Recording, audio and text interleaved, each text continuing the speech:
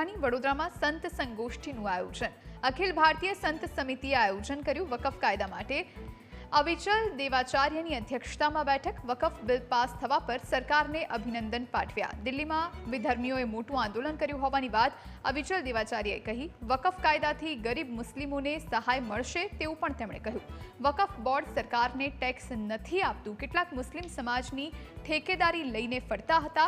કેટલાક લોકો મુસલમાનોને ભડકાવતા હતા। આ વાત પણ અવિચલ દેવાચાર્યએ કહી છે।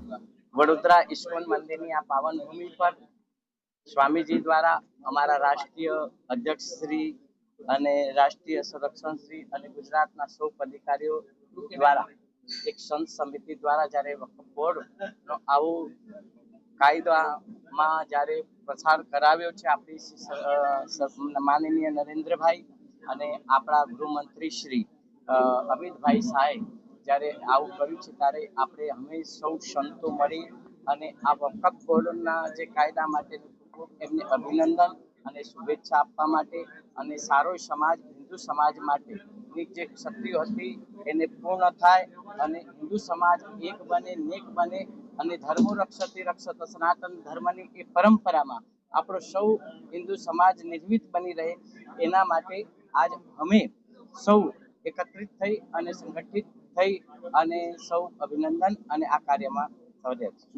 कुछ लोग जो मुस्लिम समाज की ठेकेदारी लेके चलते थे, कहते ऐसा हो जाएगा, हिंदुस्तान में तूफान होगा, आग लग जाएगी।